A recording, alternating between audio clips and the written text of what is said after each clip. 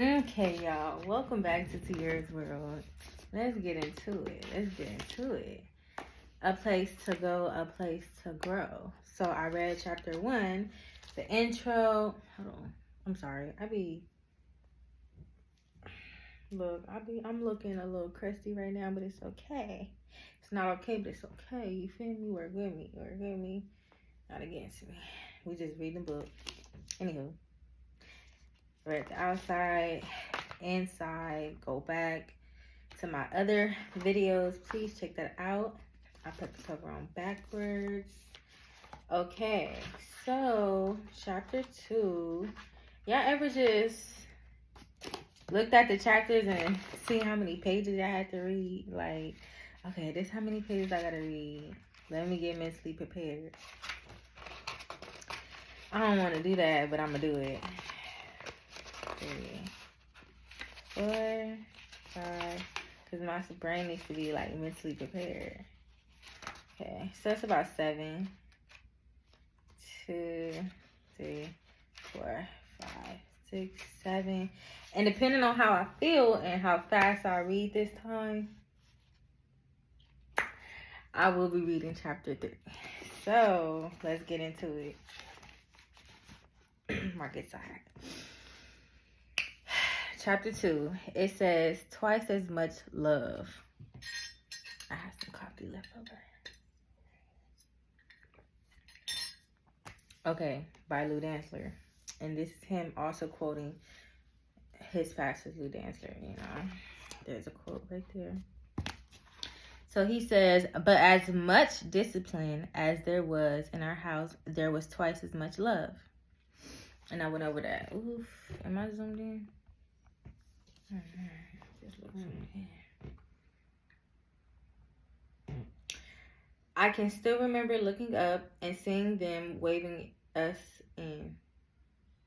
We were pretty far down in the fields, my sister and I, picking butter beans and peas for Mr.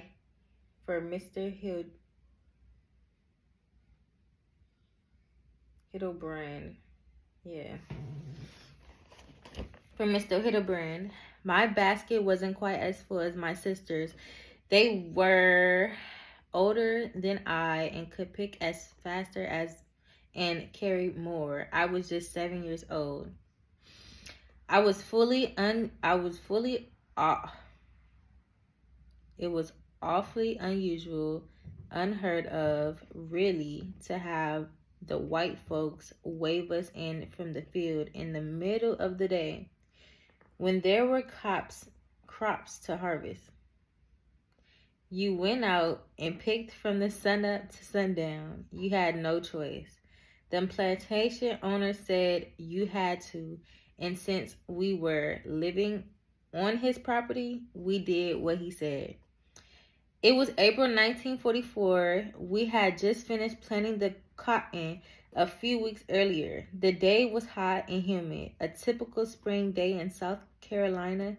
There wasn't the usual threat of a thunder shower, though we would have welcomed it. Rain meant we had to go to school. Walking the whole 5 miles in the rain and mud, it was better than picking. No rain on this day, though. It was late morning, and the sun rapidly approaching its peak directly above our heads had long eaten away any traces of early morning dew. The crops were dry now, the once soggy earth beneath our feet baking, a characteristically clammy haze hung in the air,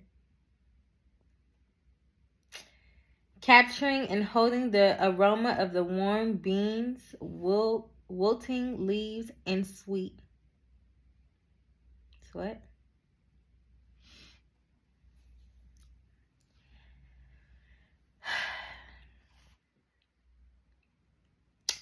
The crops were dry now, the once soggy earth beneath our feet baking. A characteristically clammy haze hung the air, capturing and holding the aroma of warm beans, wilting leaves, and sweat. No sooner had my sister begun murmuring about why we were being beckoned than we saw someone heading our way. "Here comes Mr. Adam," my sister Annie Mae said to us apprehensively.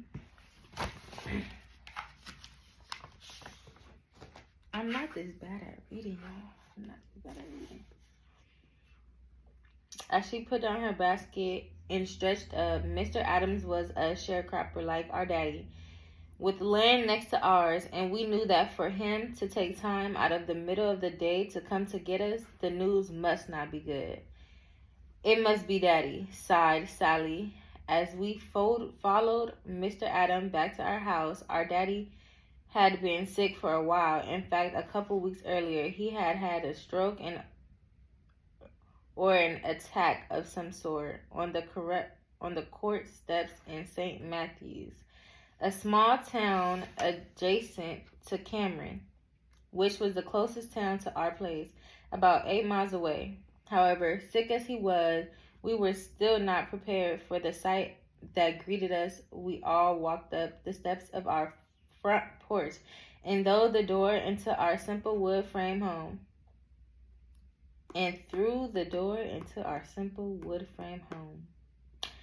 Our daddy was dead.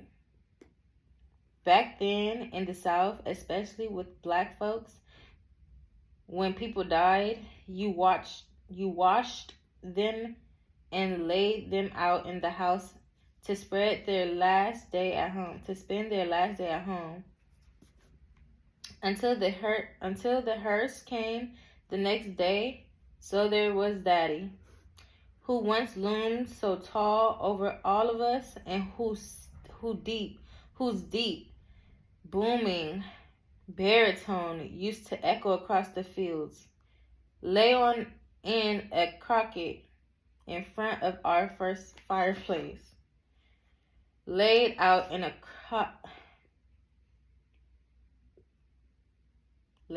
casket in front of our fireplace. I was scared to death. I wasn't the only one.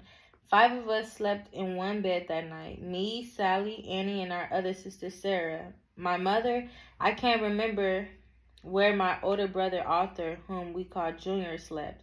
Probably in his own bed. He was 17 at the time. And if he was scared, he didn't let on. It's possible 12-year-old cousin, Willie, sat up with him in the body. The two of them tensing up with every creak and rustle, just as we did. I don't think any of us slept that night. Arthur Danzler Saint was a farmer. He had been a farmer for all of his 58 years. Even though we were only sharecroppers, we were considered a fairly prosperous black family in Cameron. We never had any money, but we had all we needed, because what we needed, we grew. It was a sort of luxurious poverty. Sharecropping is an institution that goes back as long as crops have been cultivated. A landowner let you use a certain amount of his acreage to raise your own crops. He supplies the seeds, fertilizer, so forth, in exchange for you working a portion of his land in addition to yours. For this privilege, he got a share, usually half of your harvest. The catch was that since you didn't see any windfall from your crop until you sold it, at the end of the harvest, you had no money during the year to buy necessities. So the landowner intended you credit for those things and often rented you a house on his plantation as well. This is the cost being deducted from your share at settling time. Since the farmer kept the book and set the price for everything, and also had the credit account at the local store where you bought your food and clothes, you had to take him at his word that the amount he said you owed him was correct. It was common for landowners to cook the books. In their favor, many sharecroppers had just a few years' education, if any, so they couldn't contest the figures and often found themselves still owing money after a full year's work, a debt that would carry over to the next year. This would go on year after year, with the sharecropper never seeing any profit and continuing to be teetered to the landowner by debt. Sometimes a sharecropper worked up the courage to dispute the accounting, but there was a little he could do to protest, except pack up his family and belongings and move to another plantation where he could find a better deal, and hoping a more honest landowner who would agree to buy him out of his old debts. If he couldn't, and he still owed the landowner, he usually packed up the middle of the night, hoping to avoid jail or worse. It was not usual for families to move every other year. In this environment, we were considered relatively fortunate. My father had always been strong, a good farmer with particular talent for coaxing the sweetest fruits from the orchards and the highest yields from the fields. Our share on the plantation was large enough to provide well for all of us. We had acres and acres. We had peaches trees, plum trees, pecan trees. We grew wheat for flour. We grew sweet potatoes, rice, beans, cabbage, carrots, collard greens, peas, and corn. We had chicken for eggs, a cow for milk, pigs for meat, and mule or two to help us plow. People used to say to my father that had the richest land in South Carolina, and some were jealous of us. It was true that we had so much harvest in the fall that my dad even had to hire a few laborers. I remember once or twice going to town with him on his mule, pulling wagon and picking them up. Our house was pretty big then too, by sharecropper standards. It had to be. You see, I was the youngest of 22 children. I was the youngest of 22 children. My parents, Arthur and Narvis Danzler, had both been married, widowed before they met. My mother had 4 children before she married my father in the mid-1920s. My father had 4 or 5 children with his first wife, then several more with the common law wife before he met my mother. Hold on. 22 kids, y'all. Married her and settled on Mr. Hindlebrand's plantation to raise the 5 children they had together: Arthur Jr., Annie, May, Sally, Sarah, me, Lucius Emmanuel. By all accounts, I was surprised to my parents when I came. My mother, who was a 40 at the time and starting to go through the change, had thought she was finishing bearing children after she had Sarah 3 years earlier. However, it soon became apparent to my older siblings that I was cherished by both my parents. That's my baby. My sister Annie still remembers my mother admonishing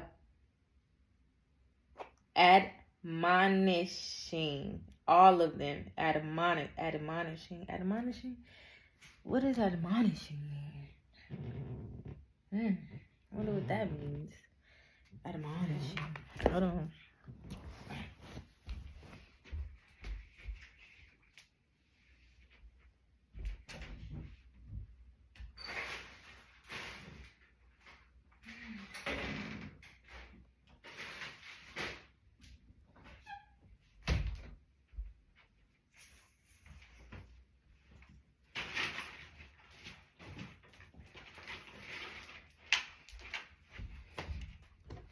Okay, and it's a bug in here, y'all. I know y'all seen it. It's flying around in here somewhere like a gnat or some shit. But excuse that, motherfuckers. Premiering my show today. Admonishing. Admonishing. This is not dead. It's dead. Okay. I may have to come back to that one. Anywho, my baby. Sounds like abandoning, but I don't think the mama would do that. Excuse me, y'all. Y'all getting a close-up of personal. You feel me? I did my own little braids, okay? And they're about to come out soon. You feel me? This a little headband I made, okay? Excuse me. Yo, it's okay, though. We gonna make it work. Do what it do. She said, don't touch my baby. She said, it long after I left babyhood behind, I got a lot of attention. Even so, my siblings and I got along really well, and we were very close. After chores and pickings were done, there were always games to play. Checkers were bottle caps as pieces. Okay.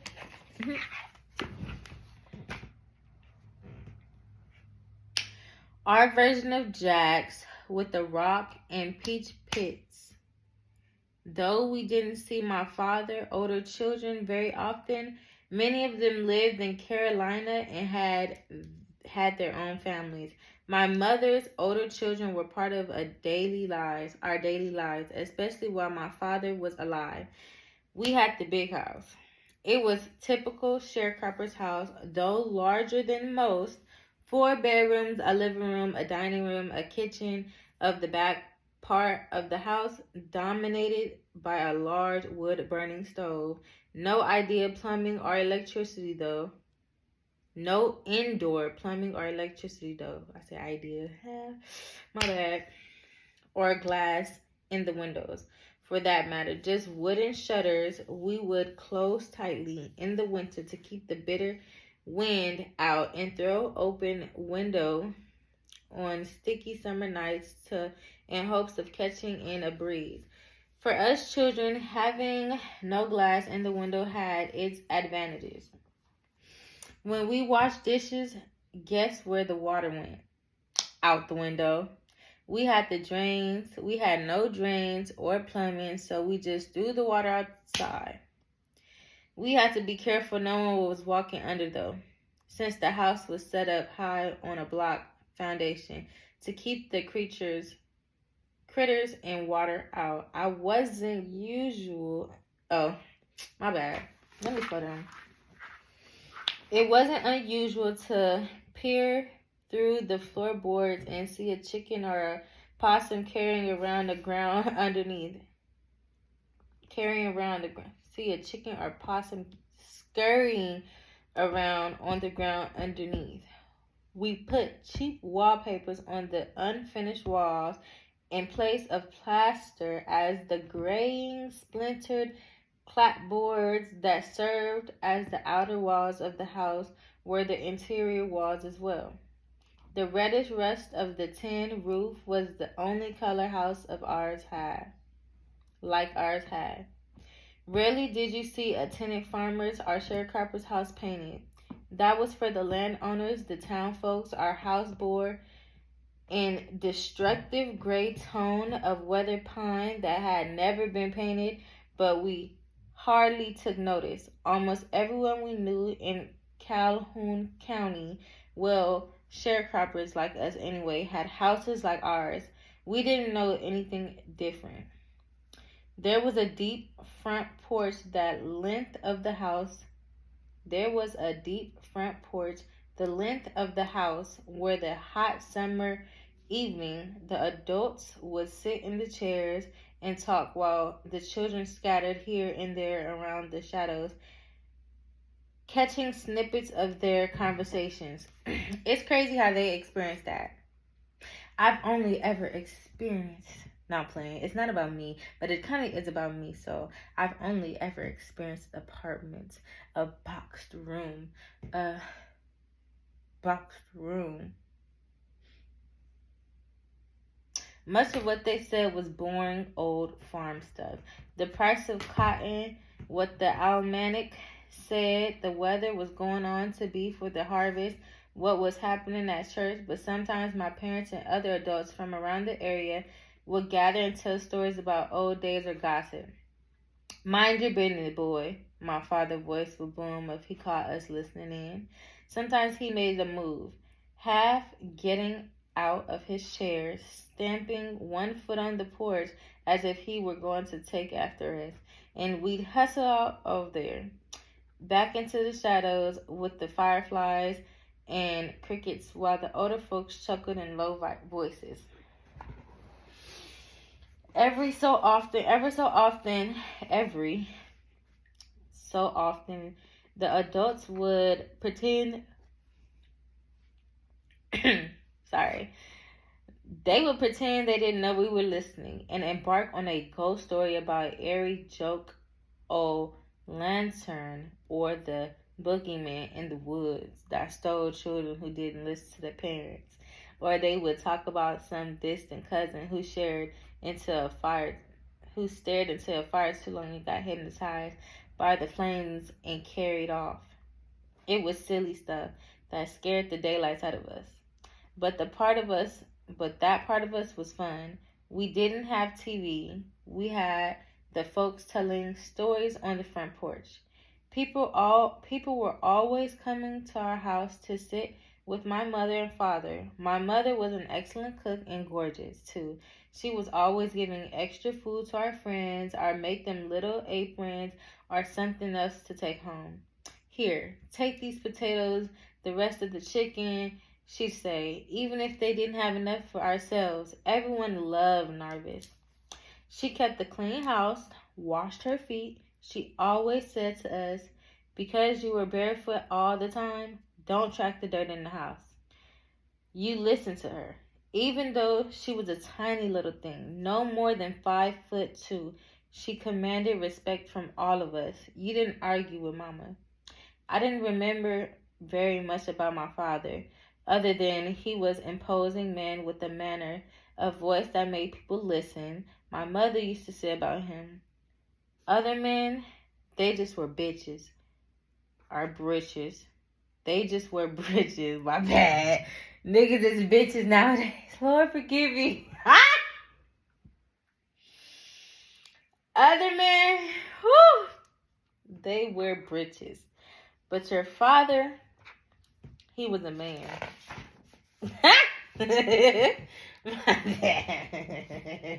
I wanted him to say they were bitches so bad. I wasn't sure, Ooh, excuse me, Lord. That made me laugh. Our favorite time of the... I want to go back to that, sharecropping and shit like that. But, everybody needs their own land. Bro, it's stop being stingy. Let everybody go. Give out the RVs. Give out the cars. Shit like that. You feel me? Pay people to travel, bro. That's stupid as fuck to charge us to live. This is weird. Our favorite time of the year was settlement time. When Daddy would go to Mr. Hildebrand,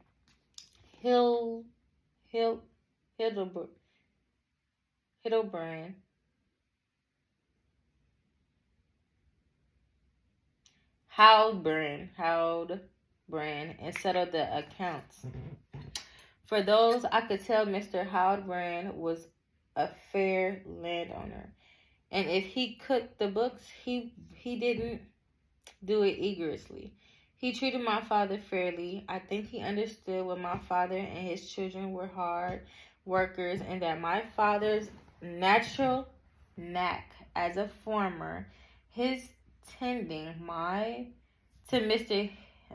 Hildebrand's acres improved his farm. So in turn, it seemed he gave my father fair shake. Settlement usually came in December after all the crops had come in and been harvested and the cotton had been weighed and ginned, Ginned, probably, went through the machine and everything. For us kids, a lot more rode on daddy's settlement than just whether we face a year in debt, since settlement came around Christmas time. We knew that if we'd had a bad year, we'd have to make do with the holes in our shoes for another year, and the settlement of sardines cans as playtins instead of a wooden truck or other store-bought toys. Hmm. Hmm. I'm gonna go back. We knew that if we'd had a bad year, we'd have to make do with the holes in our shoes for another year and settle for sardine cans as playthings instead of wooden truck or other store-bought toys, which you can make wooden trucks, but however, the few times I'm able to remember, Daddy came home after settlement, sat us children down at the dining table, and handed out coins. Here, he said, give Annie Arthur a pile of coins. It was the money he'd earned helping in the field. We'd each got our little pile, depending upon how much he'd had to work. Mine was always smaller, but I still got something. Even enough to buy 5 gumballs for a penny, or a 10-cent comic book at the drugstore, or to see the picture show over at the movie house in a nearby Ellery. Once we got our share, we couldn't wait to go to town. Saturday, for a farm boy in the day, you look forward all week, especially if you'd got a few coins in your pocket to buy an ice cream cone or a lollipop to suck on as you walk up and down Main Street. We usually only worked half day on Saturday, which meant we had an afternoon and evening to ourselves. A pack of cinnamon rolls was 6 cents. A fish sandwich was 10 cents. A Pepsi during the war, for some reason, black folks weren't allowed to drink Coke.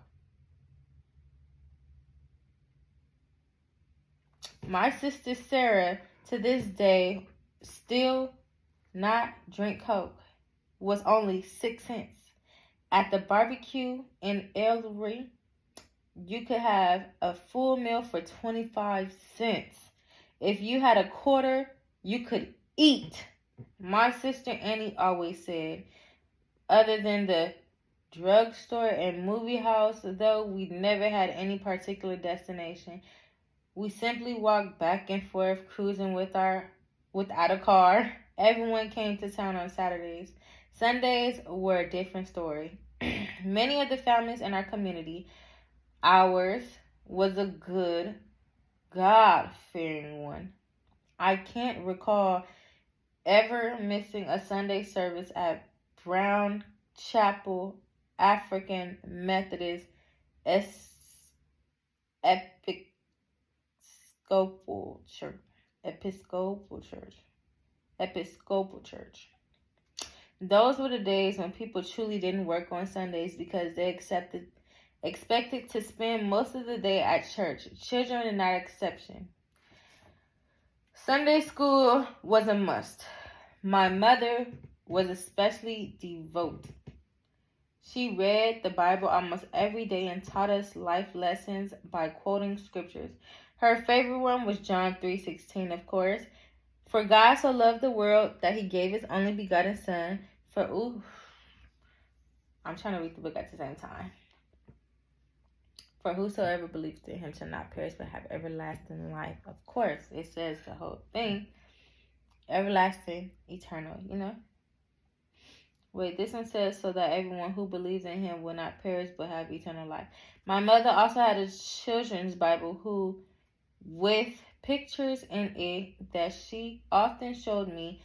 There were one story in particular I saw over and over. It was always stuck in my head.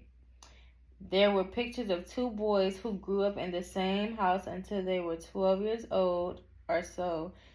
They did all the same things and were given the same things. However, one brother began to get a little wild and started drinking, smoking, not listening to his parents. His life didn't turn out so well. The other boy went the straight road, listening to his parent, and ended up being successful. I wanted to be that guy, that good guy.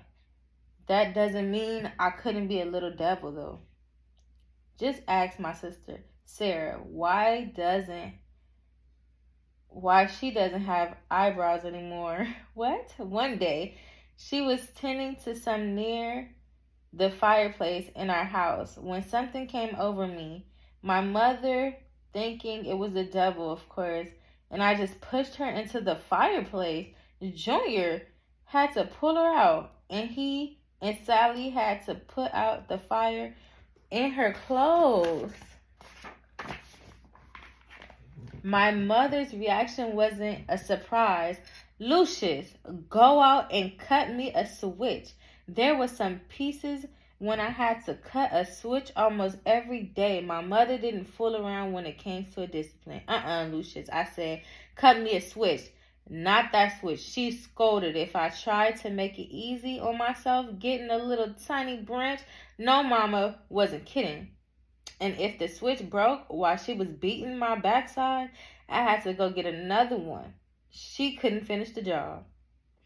Once I was punished, my mama often hugged me and talked to me about what I did wrong. And I'm sorry, Lord, forgive me. And I shouldn't do it again. She never held to her anger for long, and never did we. Tear. Okay. Much of what happened after they came and took my father away in the hearse was a blur.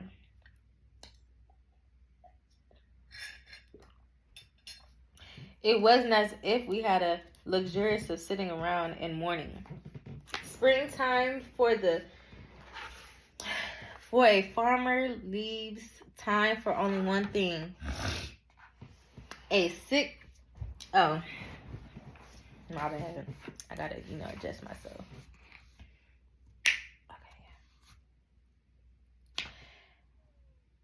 Okay. As sick as he was, I didn't know how my father managed to plant the cotton before he died. But soon the little green sprouts were popping up all over the plowed earth. Plums and peaches were blossoming, corn was shooting up, and the carrots were ready to be pulled. By early summer, the work clearly overwhelmed us.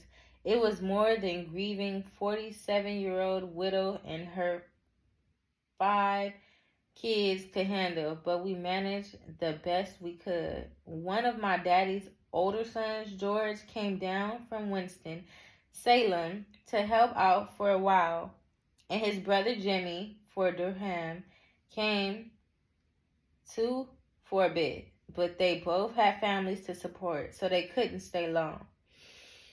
Farming cotton, especially as many acres that we had to till, wasn't easy for a group of children to do. There's constant plowing, tending throughout the summer. Weeds usually began to sprout in June, and we had to constantly hoe and chop all day. Chopping cotton was just as hard as back breaking and born and harvest in the fall, when we had only a certain window of time to pick all the bolls from stalks before the rain came. Add to the other fact of all the other crops needed tending as well. Corn withered on the stalks, and overripe peaches and plums dangled heavily as their branches a few days before surrendering to gravity and then rotting down on the marshy ground below. Gone were the days when we'd go with Daddy to sell overflowing baskets of summer ripe fruit in Columbia or nearby Orangeburg. We did the best we could, but we couldn't keep up. There were the pigs, cows, chickens to feed, and Mama had her job cooking and cleaning for Mr. Halbrand to take up her time. Nevertheless, when harvest came, we all picked. My sister taught me how to take pieces of cotton and wrap it around my ear to keep the gant and sweat out. The gnats and sweat out.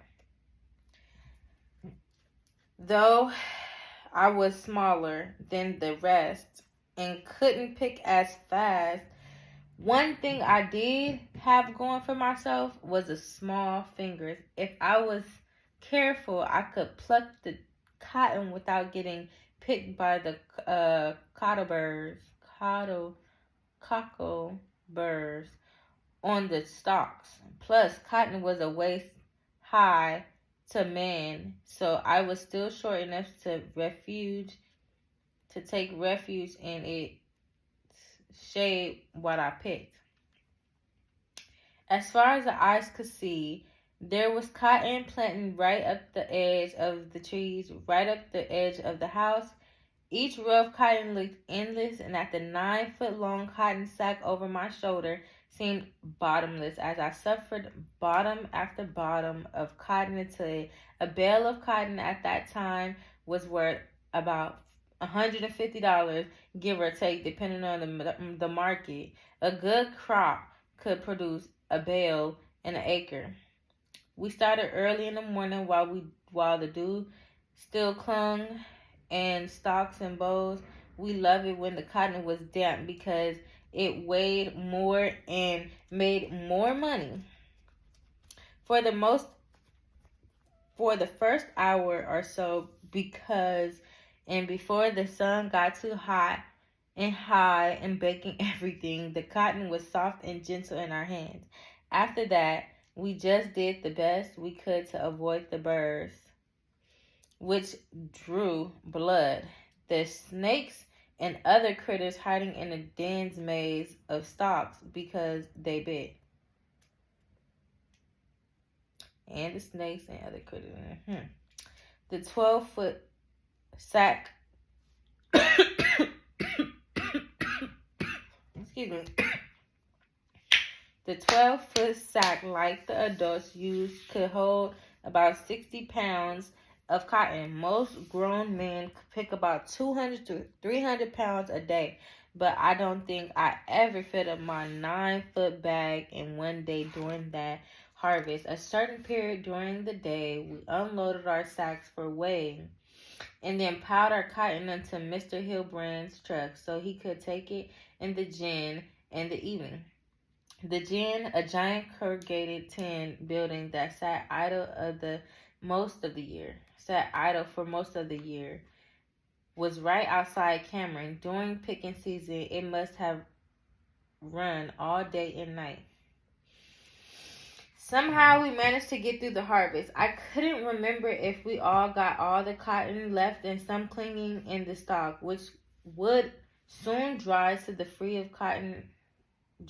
and free the cotton to be blown by the winter winds through the plowed up fields before settling in the furrows and rotten log like dirty snow. I'm sure at some point my mother must have despaired at the thought that the once fertile land my father tended painstakingly all those years was now becoming fallow. She never showed it to any of us, though. We couldn't help but notice our lives had changed. Though, and not for the better, settlement time came, and I could tell there would be no store-bought presents this year for Christmas, no piles of coins to jingle in our pockets, and we rode the wagon into town. Junior took the mule and wagon, and we went to work on another farm. When Mr. Adam offered to take over our acres, I'm sure my mother was relieved, but that meant we had to leave our house. Soon we found a place to live and work at Mr. Bill Spire's farm. Mama's sister Edna and her husband, Mama's sister Edna and her husband were sharecroppers for Mr. Spires, and Mama arranged to take on an acre or so, and I'll work the Spires house, cooking and cleaning in exchange for a place to live. Our new place was one of 3 houses in a row, situated right along State Road 176, which was still a dirt road at the time.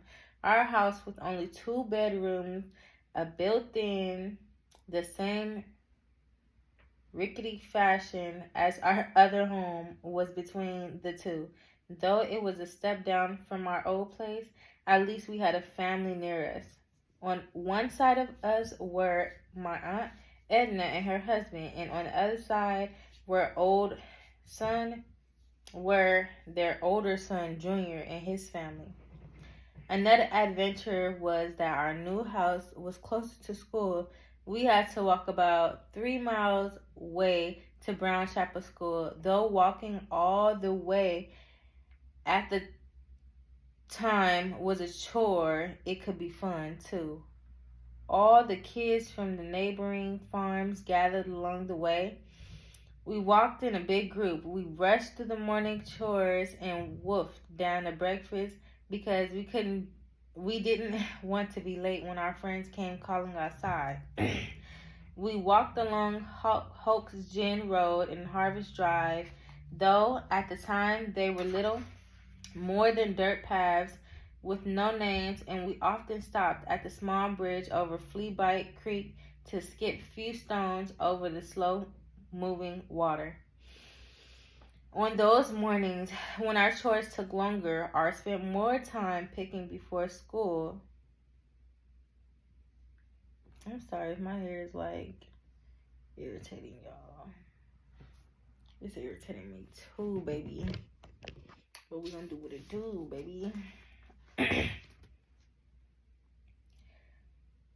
And what white folks said, their kids said too. The sound of school bus grinding down our dirt road was often enough to get us scrambled off into the woods and hide in the thick of the Spanish moss. Hold on.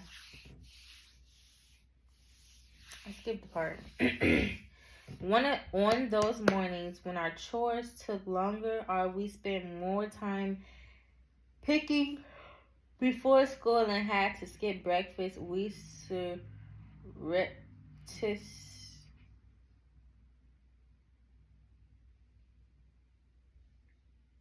surreptitiously scooped up some pecans from the ground in front of one of the white folks' houses, hoping they wouldn't catch us and sick their dogs on us. Get away from our house,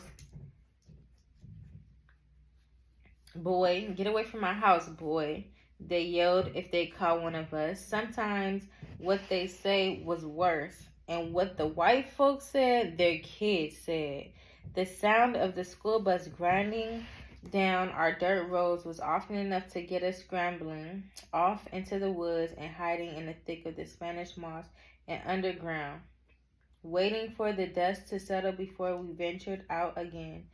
If the bus, which was for whites only, came along, we were out in the open field and had nowhere to hide. We were subjected to ridicule and taunts for the white farmer kids laughing at us for having to walk to our dilapidated little segregated school.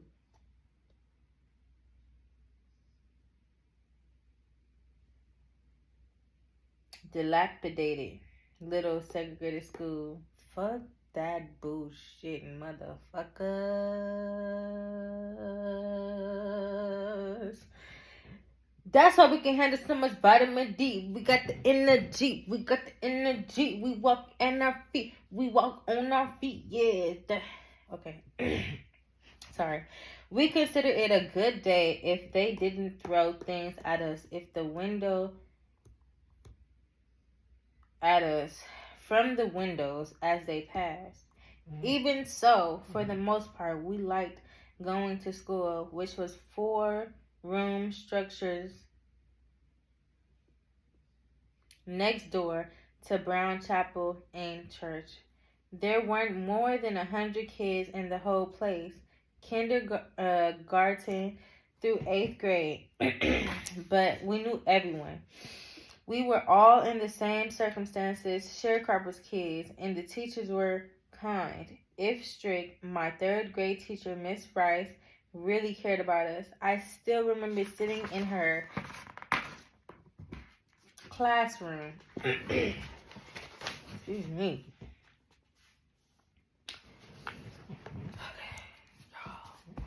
I'm getting uncomfortable. 7 or 8 kids to a desk as she taught us how to spell and read. It was nice, but we made sure we learned our lessons and did our homework because no one wanted to be embarrassed if she called them up front of the class. A lot of kids knew I didn't go to school until 12 o'clock because they had crops to pick in the morning. Or some families rotated which kids went to school and which stayed home.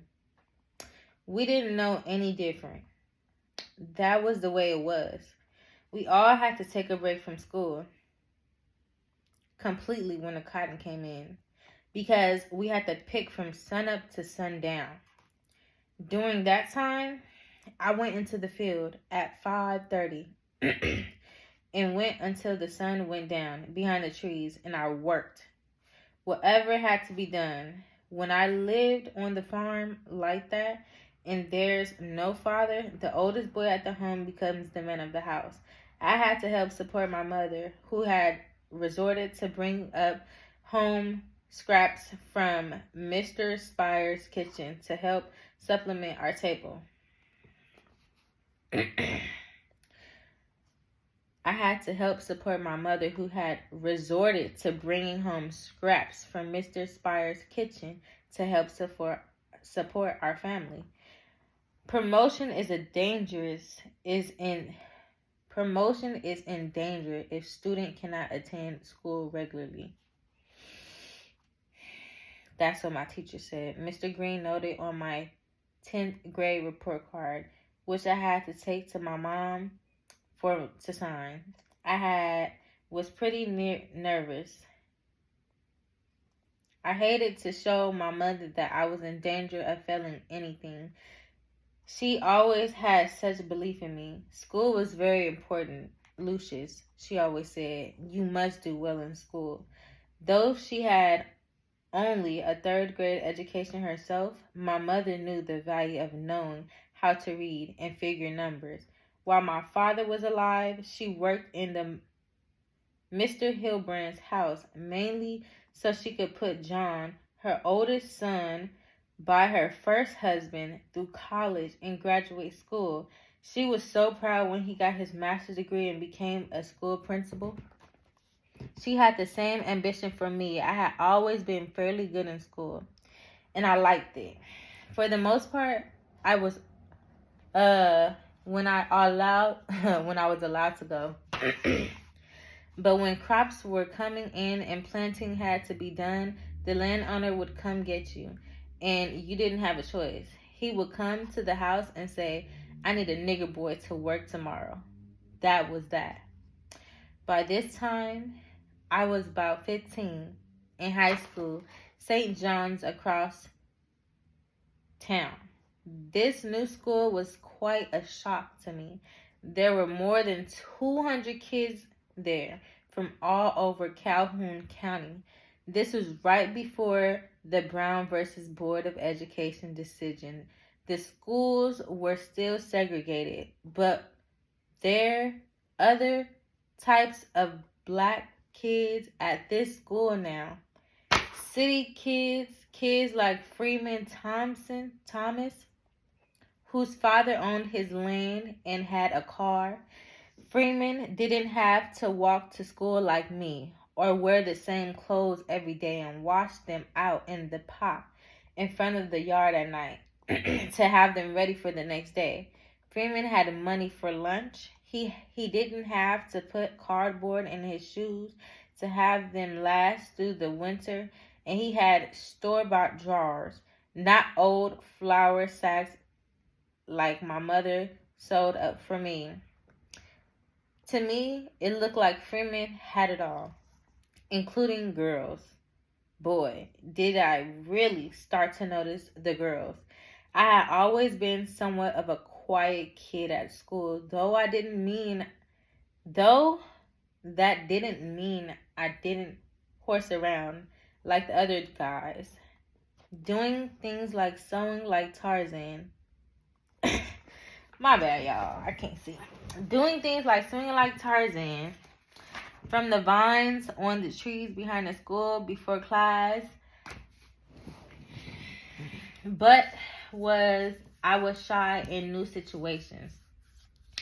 At this school, I was different. We had to change classrooms, and there was this whole new set of rules. I didn't think I talked to anyone at St. John's for at least the first months. I didn't help. It didn't help either that my attendance at school was dismal. By this time, it was basically just my mother and me in the house. A year after my daddy died, Annie, who was then 15, married a boy from a nearby plantation because he joined the military. And with this, his steady salary, he could get off the farm. She moved to New York. Sally and Sarah got married too. Sarah was just 14 when she got pregnant, married one of the local boys. Both sisters stayed in Calhoun County for a while, but worked on the other farms, so there was just me to help mama. I worked all I could. There was also another reason I was working so much. Hiring myself out to be a day laborer for Mr. Eldon Higler and Mr. Spears and others. I wanted a car, a 1946 Ford. With my growing interest in girls and social life, I couldn't see very quickly that guys like Freeman. With my growing interest in girls and social life, I could see very quickly that guys like Mr. Freeman Thomas had all the advantages when it came to girls. How could I take a girl out on a date and expect her to walk for miles down a dirt road with me, Ellery or Cameron? No, she would definitely prefer to go out with someone who had a car, who would take her into nearby St. Matthews or even Orangeburg, when there was much more going on. Dating aside, I just wanted a car. Period. I just want a car, bro. Make cars fucking free. Period. That's it. Just make cars free. That's it. Just make cars free. That's it. That's it. Just make cars free. You know? Shut my eyes. Woo!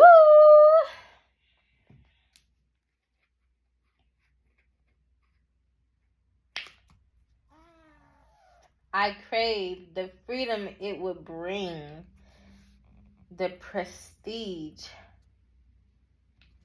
I could go somewhere in an instant and not have to trudge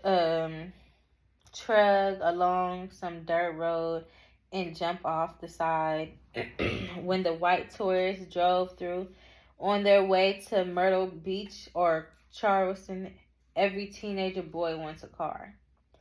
But where to get the $300, $400 to purchase the old jalopy? I wish every car was still $300, $400. Come on now. Come on now. Yeah. Why don't I look so thick?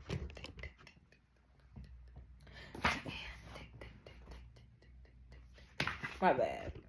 Back to reading. Sorry. Instant. Well, Mr. Sparks had offered to lend me the money. Only the face of it. It sounds like he was just being a nice guy. It was common for landowners to lend money to their laborers, especially those who were young, strong, hard workers like myself. Actually, though, it was just another way of them to tether you to their farm. Once you owed them that much money, it was doubtful you'd ever come out of the under. Pretty soon, you'd get married and move into one of his houses, and the cycle would start again with another generation. Yeah, Bill Spires would have loved to lend me that money. I can't quite remember her exact words, but my mother made it very plain that she wanted me out of this sharecropper's life. If I did that, if I did what it took to buy that car, I'd know I'd have no hope of ever getting out. Mm. I had to finish school, she said, and the only one of her 9 children to have finished school so far was her son John Jr. Had long since dropped out and was now in New York, along with Annie. Sarah and Sally had followed them up north after several years of seesawing back and forth between their own sharecroppers. Shacks in our mothers. Recovering from the beating their husbands inflicted, now my mother was raising their young children while they tried to make a new life in Brooklyn with no education and only farming skills. You couldn't let that happen to you, Lucius. She would sigh. My mother cared so much for her children, and I know how much it must have grieved her to see them have it so hard. Junior was in the early stage of alcoholism at this point, and she had to sacrifice a precious $20 ounce to go to New York to rescue him from the streets.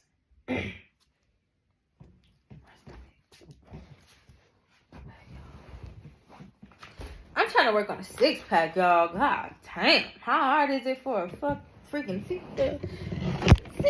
Oh, yeah.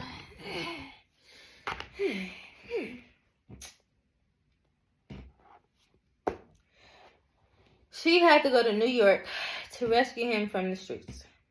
I didn't want to let my mother down. I decided I was going to graduate with honors.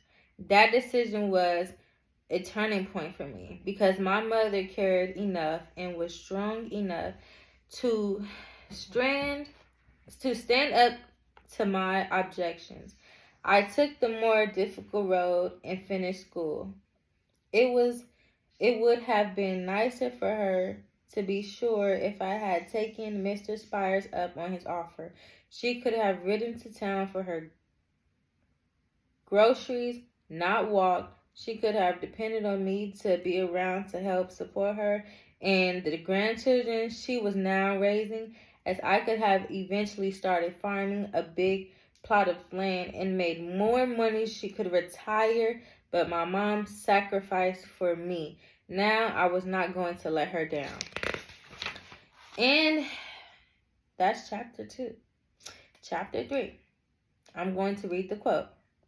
And that's okay, almost there. He taught us to be men, Lou Dazzler said. A father who was strong enough to provide for his family, tough enough to endure sacrifice and hardships without a complaint, and wise enough to show up and show us, and wise enough to show us that respect for him, ourselves, and each other was something of supreme importance, something that no one could ever take from us. Yes. I like that. I'm going to read it again. The quote says by Lou Dazzler. A father who was strong enough to provide for his family, tough enough to endure sacrifice and hardship without complaint, and wise enough to show us that respect from Him, ourselves, and each other was something of supreme importance, something that no one could take from us. All right, y'all.